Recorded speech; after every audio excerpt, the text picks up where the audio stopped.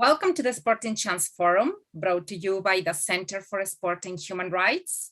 And I'm Diana Chavez. I would like to start thanking Mary Harvey and her team at the Center for having me to moderate this timely conversation on leadership, the role that the culture in sport plays, and of course, the critical overview that we're going to have over the next decades on how sport is embracing responsibilities to respect human rights.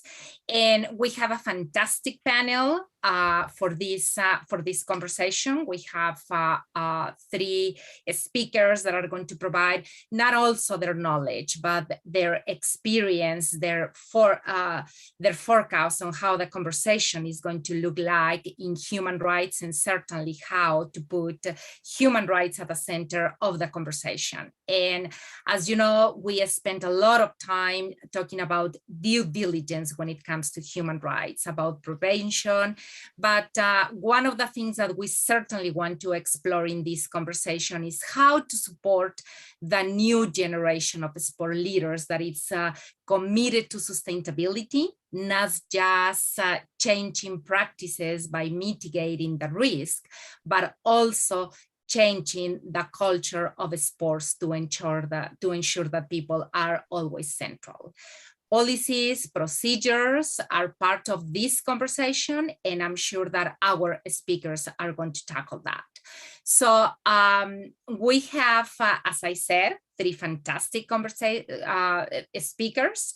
We are going to start, we're going to kick off this conversation hearing from Rachel Davies. Then we're going to have Alex McLean and then Walter Palmer. But Rachel Davies, we all know Rachel. She's the co-founder and vice president of Shift. And she has had a fantastic role when it has come to the UN guiding principles on business and human rights. She has led the work for the last decade, even though she's totally young. She has been in there for a long time, and she has been a leading voice in setting the conversation on human rights and sports. Rachel was also the chair of the FIFAs as an independent human rights part of the advisory board from 2017 to 2020, and she has advised the International Olympic Committee on human rights since 2018. So Rachel, thank you so much for being with us. It's great to see you. It's midnight to you, so this is like a fantastic conversation. I hope it's very enlightening to our audience. And Rachel, over to you. One of the things that we want to tackle with you is certainly to hear your thoughts from your experience and how these principles have contributed to the progress of human rights in the world of sports. And we cannot also omit thanking you again, but also we're talking about the recent past of John Ruggie, part of this leadership. So over to you, Rachel, and thanks again for being with us. Thank you very much, Diana, and to the Centre and the whole team for the invitation to be here. It's actually 1 a.m. in Australia, so I don't feel very young, but thank you for saying that. I did want to start actually by first just acknowledging the loss of a great friend, a colleague and a real icon in our field, John Ruggie. He was our board chair at Shift. In her opening, Mary Robinson spoke about his extraordinary legacy, and that included his report applying the UN guiding principles to FIFA, which I think really marked or distinguished a before and an after in the acceptance that sports bodies have a responsibility to respect human rights. She also spoke about his dedication to dialogue and learning, two concepts that are really at the heart of respect for people, which John embodied on a daily basis. To frame my comments today, though, we know that there are a number of observable steps, measurable steps that sports bodies should take to meet their responsibility to respect. So things like adopt a policy, dedicate human resources, put human rights clauses in contracts, have a grievance mechanism, and so forth. And they're all very important. But I want to talk about qualities that are less easy to measure, but which we've seen in our work at Shift are essential to embedding respect for people in organisational governance and culture, both within sport and beyond. And these 4 qualities are authenticity, empathy, accountability, and organisational learning. And I know that they resonate with other conversations that have been happening throughout these last couple of days. And I wanted to explore them briefly by talking about 4 dynamics that I've certainly seen firsthand how these can get in the way of sports bodies demonstrating these qualities, and consider how to address them. So the first dynamic is the real risk of a disconnect between abstract policy language and how key decisions actually get made. Authenticity, as many of you will know, means that your public commitments as an organisation to unity through sport, to the celebration of diversity, and increasingly and specifically to respect for human rights, that these commitments need to match your actions when faced with tensions or competing priorities or challenging views. And people inside the organisation need to understand that there is political appetite at the top level of the organisation for sticking to these commitments when critical decisions have to be made. And these can include decisions like holding host partners accountable for poor human rights performance. That involves some challenging conversations. Or ensuring that procurement decisions take adequate account of how goods will be produced. And again, having challenging conversations with providers if they don't. But they also include asking difficult questions when abuse cases involving national associations or federations are brought to the sports governing body's attention, and following up to ensure that remedy has actually been provided to those affected. That's also tough to talk about. And all of this needs clear top-level messaging, and I would say also modelling to help people understand that leadership is prepared to make some of these tough calls. Staff are more likely to feel empowered to do that in their own daily work if they see top decision makers doing the same. The second dynamic I wanted to flag is what we like to think of as too much happy talk and a fear of complaints. So what do I mean by happy talk? Well, it's good, and we always should talk about successes and celebrate achievements, including on human rights. But it's also essential to talk about where we've fallen down or where someone has criticised us without immediately rushing to defend ourselves or the organisation. This is really central to building a learning culture. And I think athletes clearly have a lot to teach sports bodies and all of us in this regard. And I often see that the litmus test, the key test for an organisation, is how a sports body handles complaints. And if the mindset in the organisation is, let's look for the grain of truth in what's been said, and let's engage and let's see what we can learn, then that's a human rights orientation. That's what we want to see.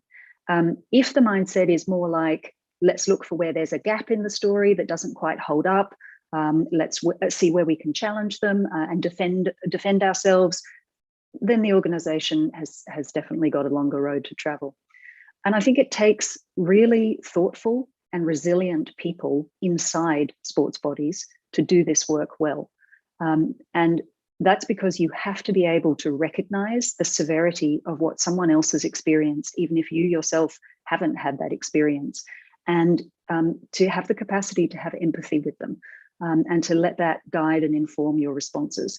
I think we are starting to see, and certainly perhaps some more recent reactions from sports bodies in response to reports of serious harm, by acknowledging the need for an apology, for open and independent examination of complaints, but also critically statements of respect, support, and acknowledgement of the role that whistleblowers and survivors have played and their bravery in coming forwards. The third dynamic I wanted to touch on is a fairly frequent perception, and this is not limited to sports bodies at all, and it certainly is more likely early on in an organisation's journey, that human rights is that person's job, right? We can point to them, it's them.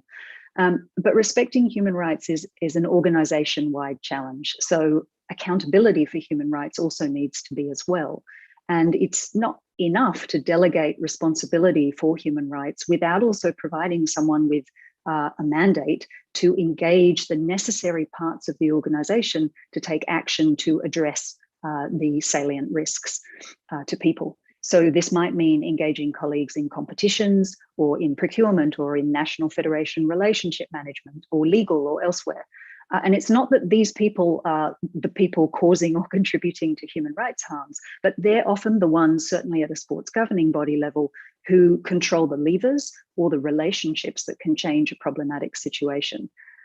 So whoever is charged with responsibility for human rights needs to be able to work in a cross-cutting manner and needs the authority and the resources to do that, especially because this work can often involve challenging old assumptions about pretty cornerstone concepts like fairness, political neutrality, gender, as was discussed on Monday. And that requires top-level support for the individuals who are doing this work to ensure that there's also a real sense of shared ownership for how risks to people are managed. And the final dynamic I wanted to touch on, the one that I think has posed a challenge for every sports governing body that I've worked with, is a lack of human rights expertise and perspectives in top-level decision-making. And this also connects closely back to the first dynamic and the challenge we see in key strategic decision moments.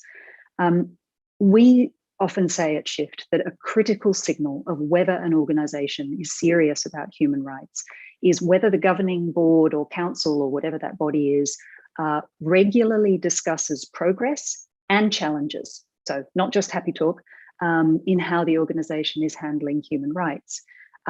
And whether this discussion is supported by expertise and informed by the perspectives of affected stakeholders.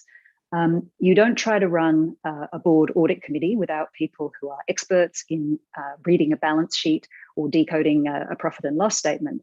So why would you try to oversee the management of human rights risks without human rights expertise? And the importance of having truly independent voices at the strategic and governance level of sports bodies, whose role it is to think about risks to people, distinct from risks to the organization. Of course, the organization has to think about both, but here we're talking about risks to people, and provide those insights into strategic discussions, I think really can't be overstated. And most importantly, we need athletes' voices, but we also need other experts with knowledge of human rights standards and insights into the experience of other affected stakeholders as well. And this can be done by explicitly including human rights expertise alongside broader sustainability expertise in eligibility criteria. And these individuals, I think, it can have a key role in bringing empathy into the board and council meeting room context into those discussions, empathy for those who are affected through their insights, through their relationships with affected stakeholders and organizations that represent their perspectives, because empathy is just as important at that top level as it is on the front line of managing complaints. So with that, let me stop and hand it back to you. Thanks. Thank you, Rachel. This is truly fantastic. You know, the empathic leadership, the empathic ability to certainly, you know, bring those crucial conversations to the board level, to with decision makers and all that. And one of the things that we have certainly been, it's the composition of boards all over the world. I mean, one of the things that we're very pleased to see is how, from the corporate governance perspective, there has been an introduction to human rights from a leadership perspective, from the decision makers perspective. I mean, different countries, different regions of the world have adopted this, and I'm sure that Alex McLean will be able to share that with us. And Alex, again, thank you so much for being with us. We talked briefly before this session on the work that you have done in the gymnastics area, where you are the director of the Gymnastics Ethics Foundation. As an attorney, you counsel International Sports Federation on governance, matters that Rachel was tackling. And you are also a member of the governance task force of the Association of Summer Olympics, the international federations. One of the things that we want to talk to you about, Alex, is in the light of the recent hearings on gymnastics at the US Senate, what have we learned on culture and leadership on US gymnastics? And especially, we certainly want to hear your thoughts on what is the way forward. So Alex, thank you again, and over to you, please. Thank you, Diana, and thank you to Mary Harvey and to David Grevenberg for reaching out and for the opportunity to be part of this panel today. I'm going to first of all touch upon your immediate question, which I think the takeaway of all of the recent things that we've heard about what's gone wrong in gymnastics, particularly in the United States, but also elsewhere, really just highlights the problems, the loopholes, the issues within sports governance that have resulted in all of this horror. What I'm going to now delve into is more how we can address these cultural issues and how we can learn from this and hopefully create the kind of leadership that we need to ensure that not only this doesn't happen again, but that we build more resilient and more effective systems going forward. I think there's been a reflection within international sports governing bodies now for approximately 10 years. The work of the governance task force of the Association of Summer Olympic International Federations has been going on now for a little more than 5 years. And really, this is the result of a realization that the autonomy of sports governing bodies is in effect a luxury that needs to be deserved. That sports governing bodies need to be worthy of the tasks that they have, and that means a daily effort at gaining and maintaining the trust of their stakeholders. So the challenge, the ongoing challenge, is that certainly in the context of international sports federations, they're a very particular sort of animal. They're a hybrid of a government of sport, a legislator, a rule maker. They're also a commercial actor, and then they have this very broad base of stakeholders that they have some degree of influence over, but it's not a direct sort of command and control relationship. Most of them are associations of associations, and therefore the kind of leadership that's necessary is multifaceted, and also really applies to many different actors in the pyramid. So we're talking about how we can create incentives that nurture the right kind of leadership throughout that pyramid.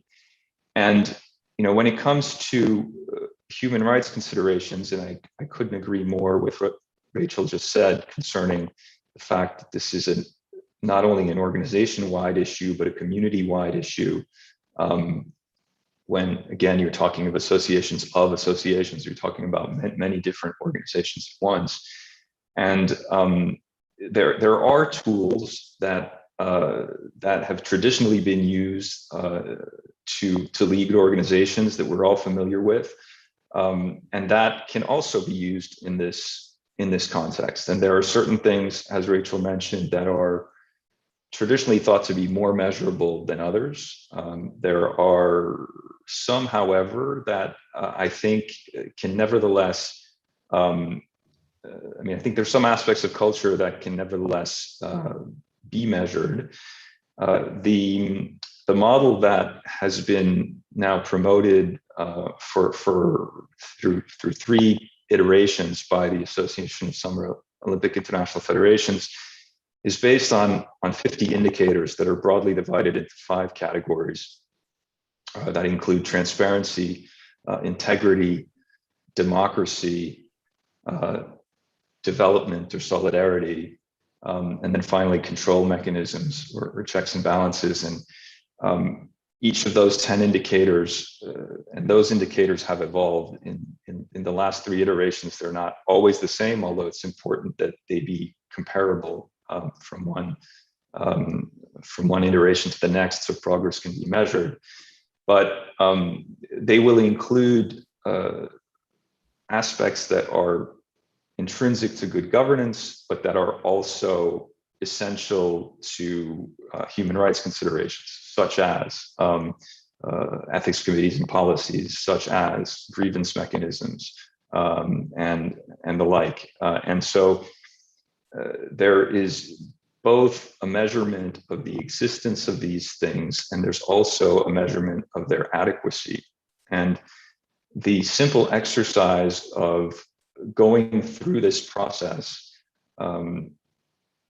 allows one to measure that progress and inform the board level discussion that Rachel was referring to as to whether or not progress is being made. Now, it's one thing, obviously, to track these indicators. It's another thing to ensure that behind that there's a dialogue with the affected parties, right? So again, I couldn't agree more that that's crucial.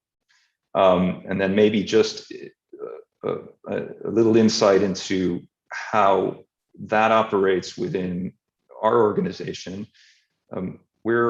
We're an independent foundation that was created by the International Gymnastics Federation, and we've been in operation since early 2019. And there was a recognition that there was a need for independence, both in terms of, well, really with respect to 3 areas. One, being reporting and investigations. So the ability for a whistleblower, a witness, a victim to come forward and to have a confidential environment in which to come forward. And then the means to investigate independently as well. There we have a disciplinary function, which used to be within the International Federation, but has moved to the foundation, again, for more independence. And we have also a compliance function, which is really an oversight role of the International Federation with respect to compliance with its own rules. So once a decision-making body takes, or one of our, whether it's our disciplinary commission or appeals tribunal takes a decision, issues, for instance, a sanction, that decision then goes back to the Federation for implementation, right? So there's an indirect, both a direct and an indirect influence that we can have on what the International Federation does without being directly part of the governance structure and being able to address these issues independently. One thing that we believe in vehemently is that really each case that we deal with is an opportunity not only to seek justice and deliver justice to the affected parties in that case, but also to shine a light on the systemic issues behind it that led to that, right? So, and to use that and to galvanize that as a means for positive change. We exist in a regulatory framework that was implemented by the International Gymnastics Federation in 2019, and that imposes not only on the International Federation itself, but on national governing bodies, mechanisms for addressing these situations. Failing which, in the absence of those, or if those are inadequate, the foundation can step in. But there's a capacity building element to this work. And that's the idea, is really to use the cases wherever they arise and the dialogue with the affected parties wherever they arise to create positive change. One key rule really that we have with respect to shaping culture, and to the point that Rachel was making earlier about too much happy talk, is really not to shy away from discussions about this, starting with one sort of key rule, which is always to discuss, an issue that arises of this kind, always to discuss it with someone else. If you start that process going with a member of your team, and that member has the same consideration in mind, then that will start to provoke and to nurture a dialogue around the issue, and start to lead to solutions. So finally, just in terms of how leadership can be influenced on this issue of the fact that often in the context of whether it's international or national sports federations, leadership is elected, right? So there's not always, you don't always know necessarily what you're going to get.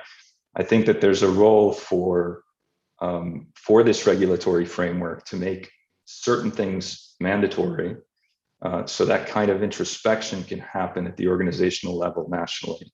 And I think that the sort of approach that I've described with respect to the reviews that international federations have been going through on their own governance, the next step is really to do that at the national level, and for international federations to require that at the national level.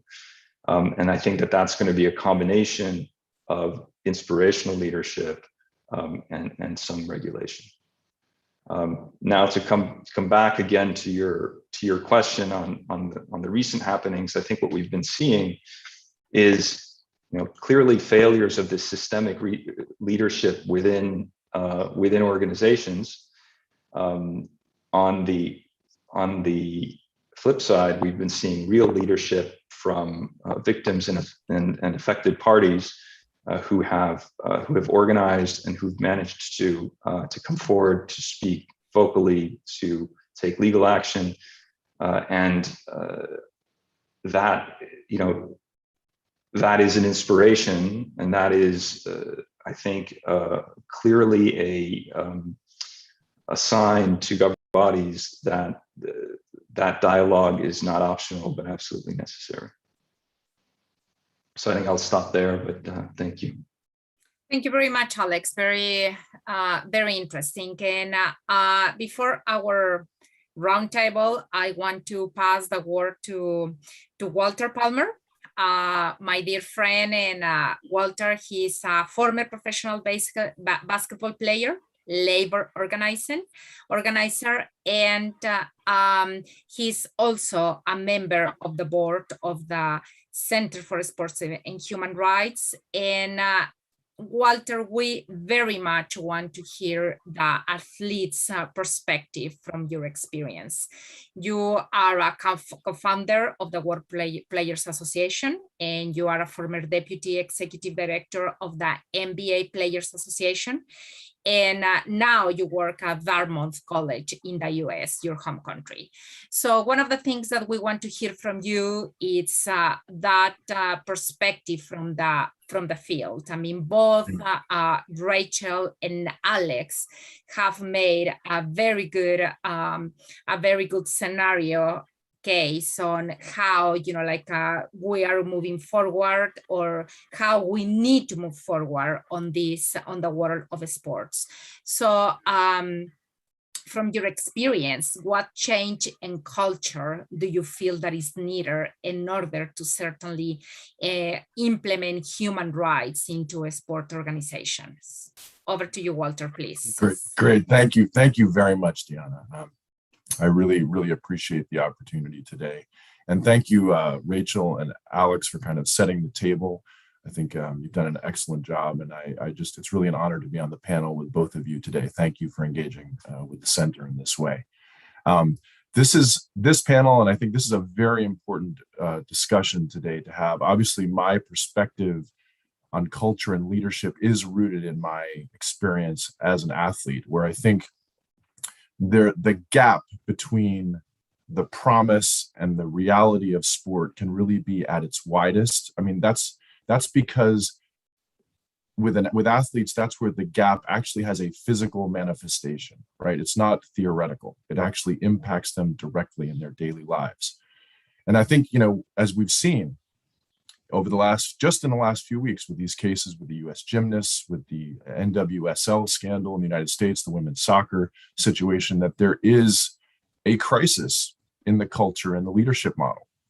And so I would impart a sense of urgency. We're having a high level discussion, but I would also really want to impart that sense of urgency. There are many other examples I think that we could go into. Even in my own sport of basketball, we have some deep concerns about the abuse of women's players in Mali. The development of basketball in Africa is a priority for our sport, and we need to get it right there. So I think that these cases are just really the tip of the iceberg.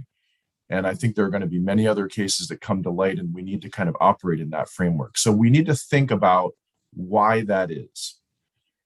And to understand culture, I think we need to understand the incentives and the imperatives that drive its leaders. So in sport, that is often related to performance.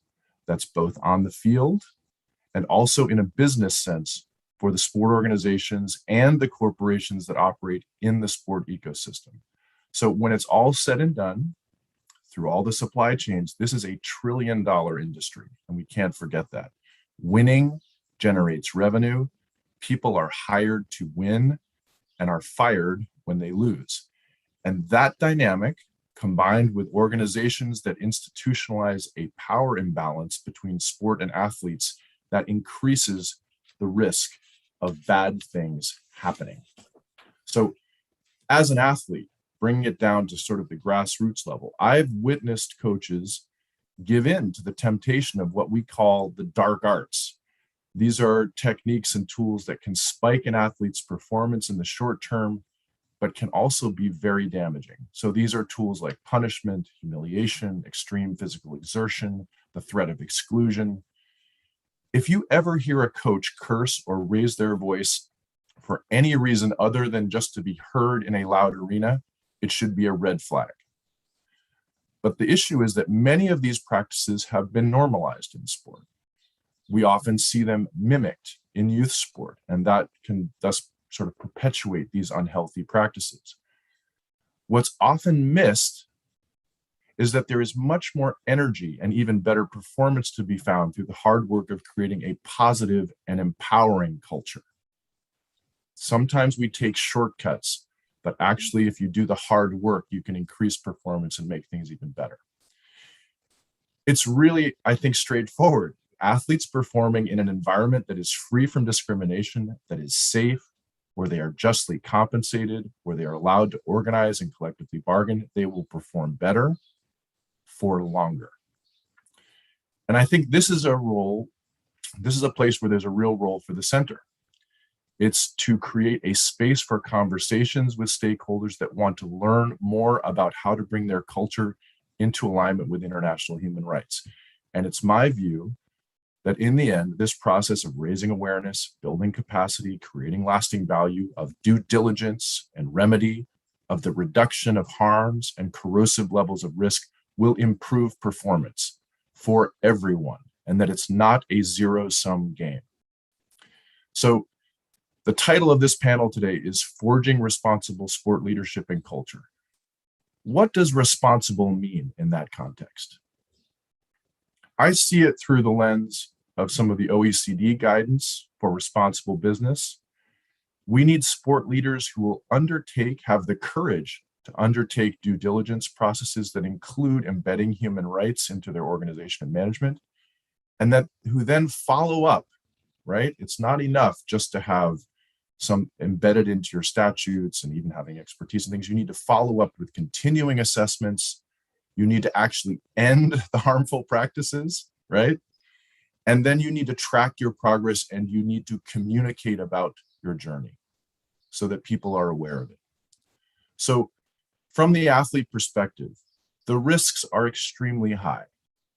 Many abusive practices have been normalized. They've been socialized. People accept them as normal. And that has to change. So sport can succeed. Everyone can succeed without harming people. I believe that. And the center gives leaders in sport a process through which they can bring their cultures into alignment with the very values that they publicly espouse. So right now, the gap is too wide. Too many people are being hurt.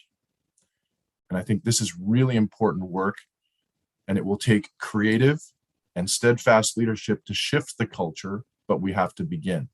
And I think Rachel and Alex, you have given us both, given the audience, I think, a very excellent high-level view on how we do that. And I hope that in also providing that athlete perspective, we kind of can bring that together and have a really valuable conversation today. So thank you very much.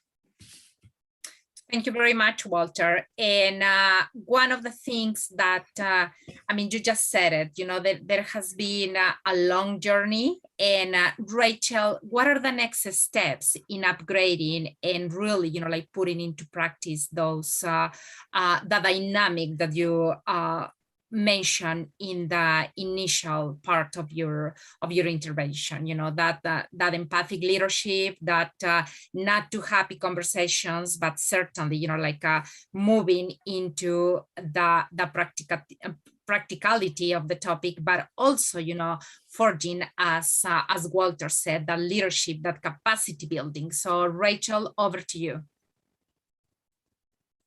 So the short answer is everything needs to happen fast. I agree with Walter that it's urgent, and I think Alex's comments really show that too. But also that some important work is happening. Maybe 2 points in response, Deanna.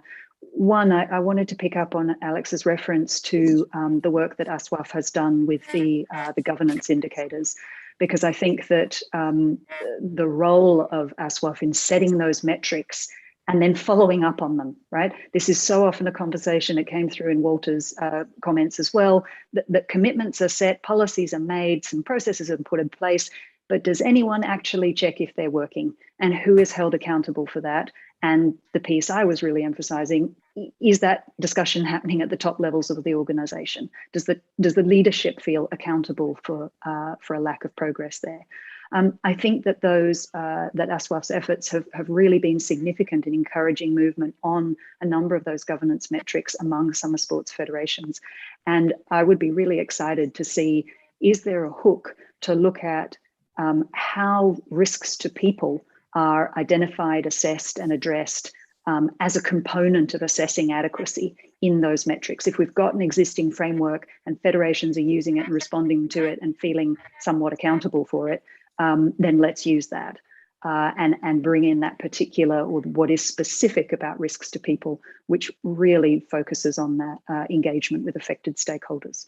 The other point I would mention is, and it goes a bit to Walter's comments, this idea, I think, that human rights is an organizational threat, that we have a choice between managing risks to the organization or managing human rights. And that's going to kind of create problems. It's going to lead to difficult discussions. Partners might get upset with us. It's going to be all politically messy. And I think having the kind of frank discussions like this one and like the center is really well placed to cultivate, to break down some of those myths and say, actually, at least in the medium to long term, a number of these risks to people converge with risks to the organization. They converge around reputational, financial, potentially legal risks. And so getting ahead of this is a smart thing to do. And that won't get us all the way there in all the arguments.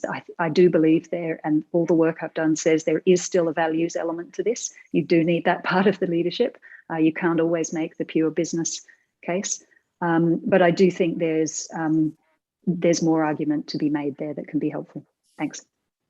Thank you. We have a couple of questions from the audience, and Alex, Rachel, Walter already tackled on accountability, corporate governance at the sports organizations. And one of the questions that we have is who could act as a kind of watchdog to intervene whenever there is like conflict?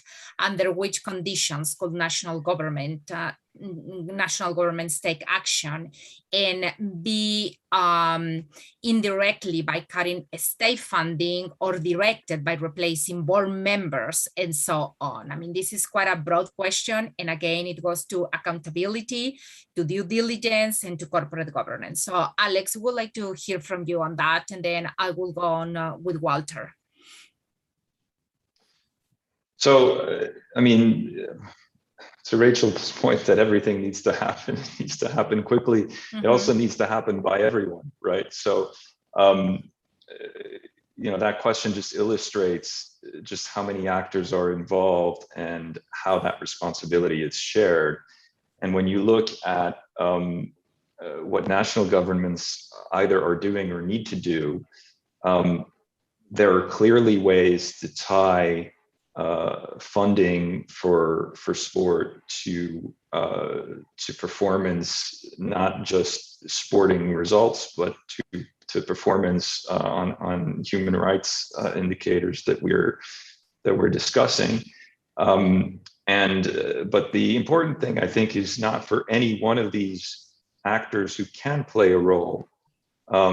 And I know that the notion of sphere of influence is somewhat passé, but the reality is that the stakeholders to any one of these organizations can be influenced by the others within it. And so there's a responsibility, I think, for everyone to say, okay, well, what can we do, right? And in the context of the sport governing bodies, you know, you can certainly link service on the board or on committees to upholding certain standards and providing for change if those standards are not upheld.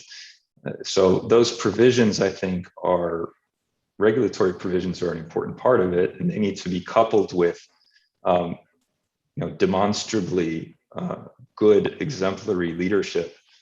So that you hopefully don't need to get to a situation where you need to reprimand, but that's probably necessary at all levels. Yeah, that's right. And Walter, you talk about sports being a $1 trillion industry. You are hired to win. You don't win, you get fired.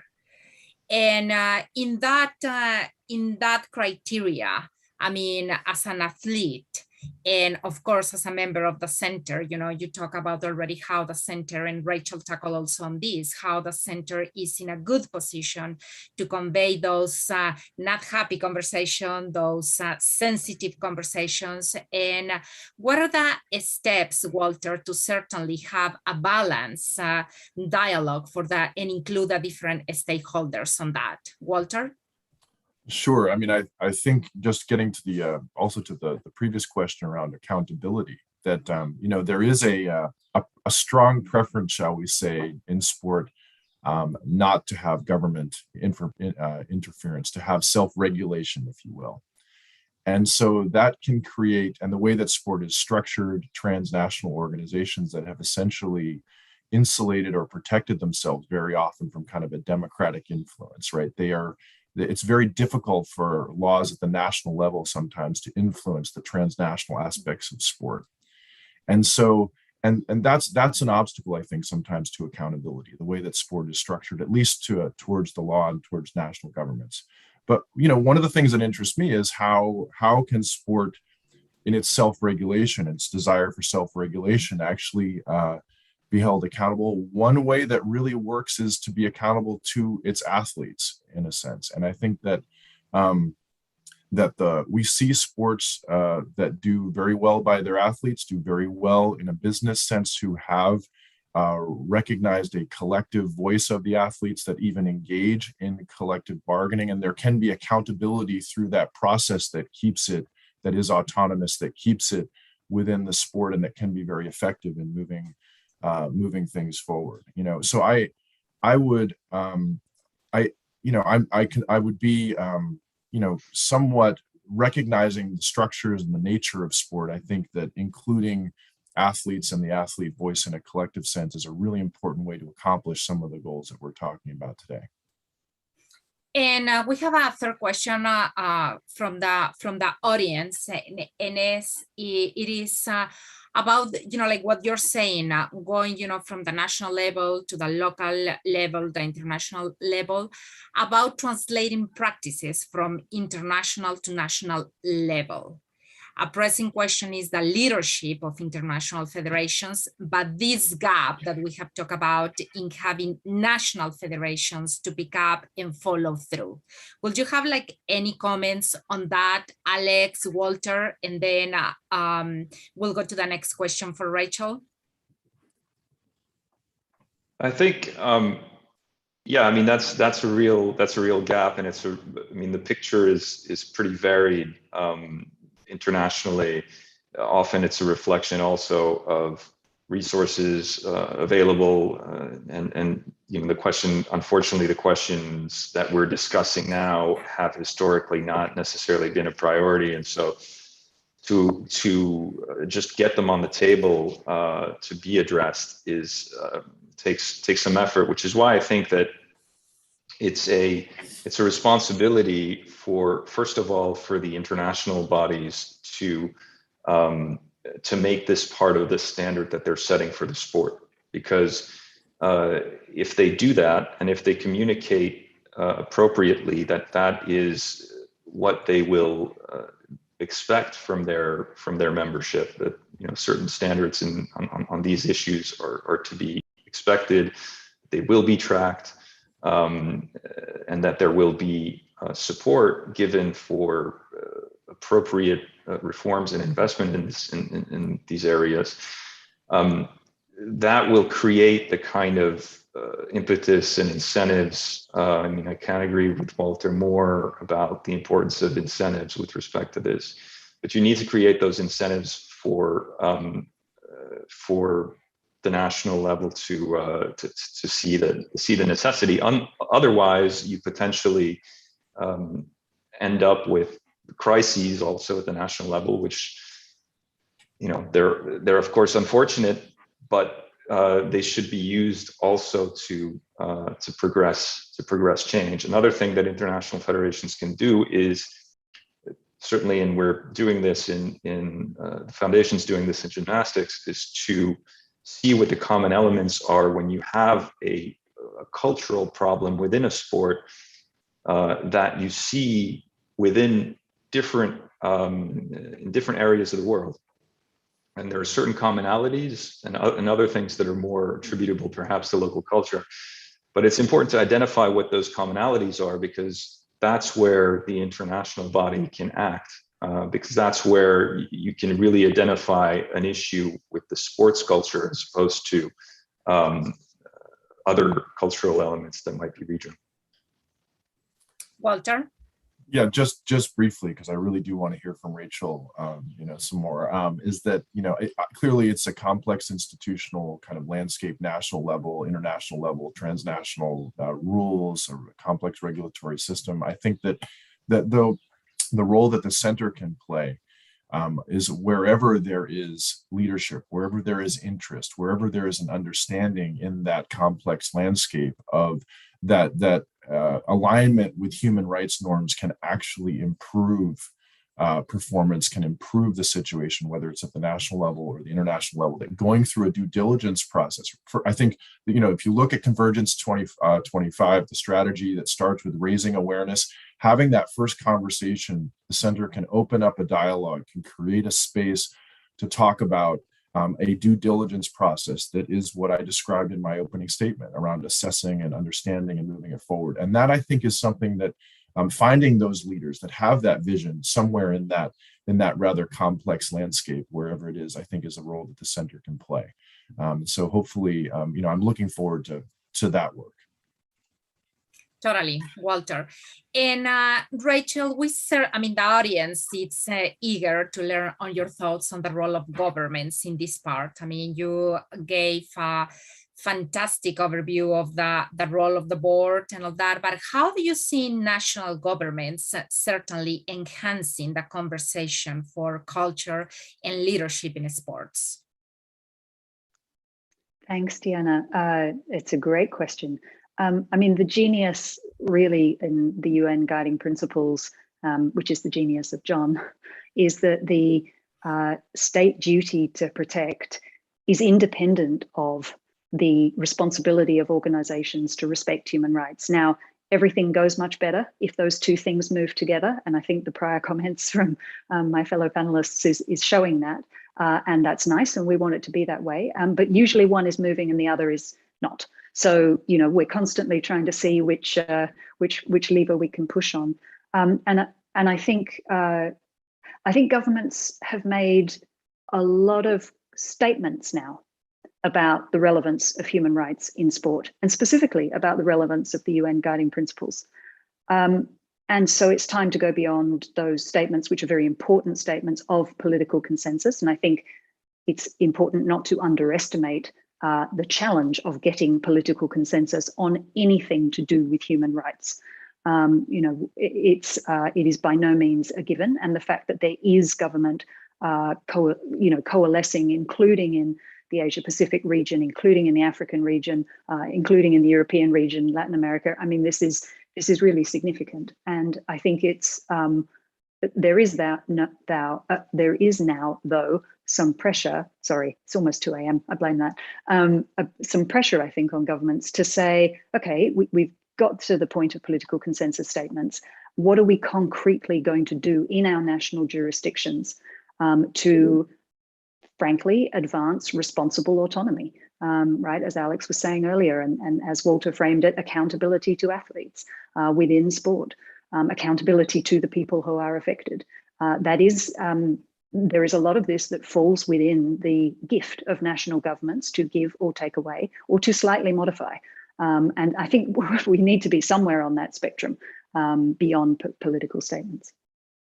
And Rachel, I mean, we already made the reference to this. We're talking about a $1 trillion industry. How do you how do you make that responsible autonomy from governments when you face that giant in that economic giant? And then, you know, it brings a lot of, as Alex mentioned, that it certainly requires a multifaceted leadership. But in the terms of governments, I mean, how do you assure that responsible autonomy?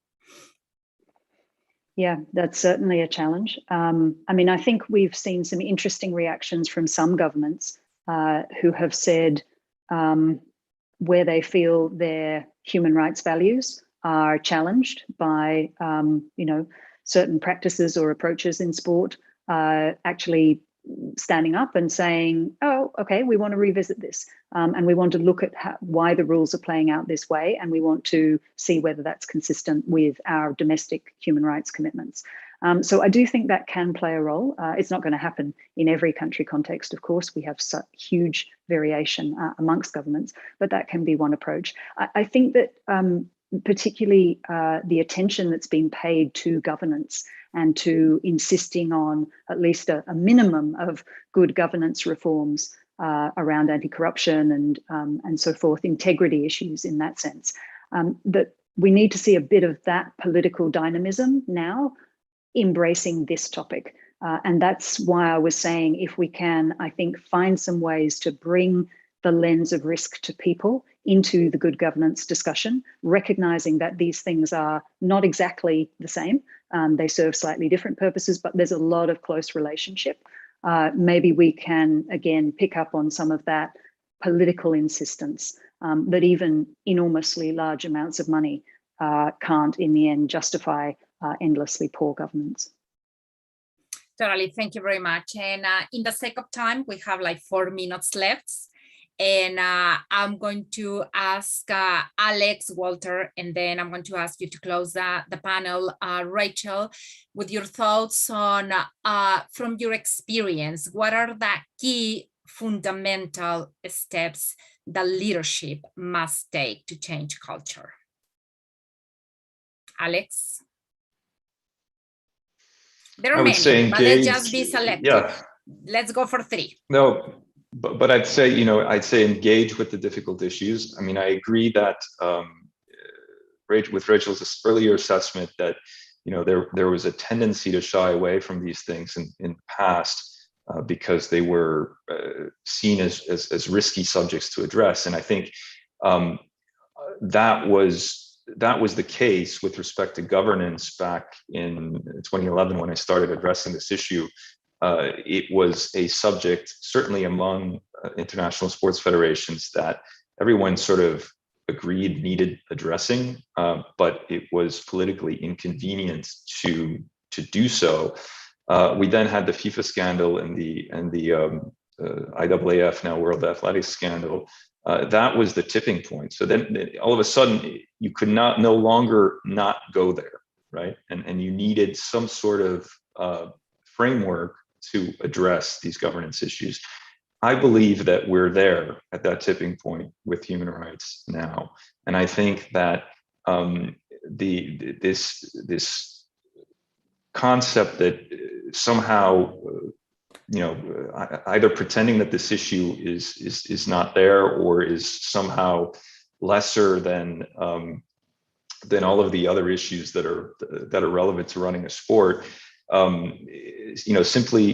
simply creates another risk. And the best approach, both in terms of leadership and risk mitigation, is to address the issues head on through open and honest dialogue. So I would say speak to the affected stakeholders, come up with a plan, communicate around it, and do what you said you're going to do. Certainly. And Walter, from the center's perspective, we just launched our new strategy, and it certainly includes what Alex has mentioned, not to omit those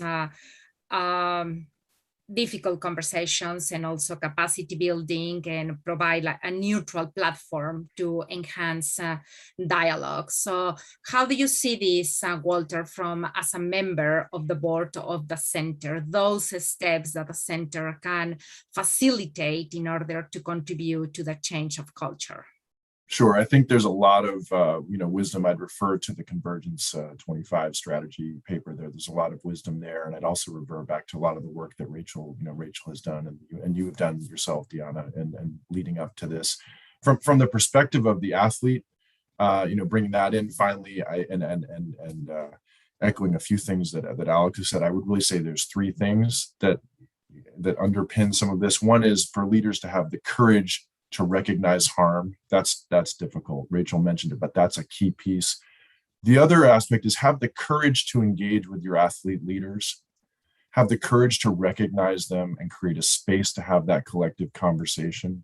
That is also something that I think would be extremely helpful for everyone. It's not a zero-sum game there. And the last thing is really to act with a sense of urgency. The leaders need to understand that this is, from the athlete perspective, really an urgent situation.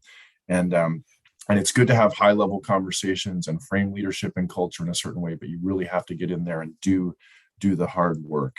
And so, I think that the center is providing a way forward, and with its strategy and with its work plan, that there, with due diligence, that there is a path forward for sport leaders to create a culture that is in alignment with human rights.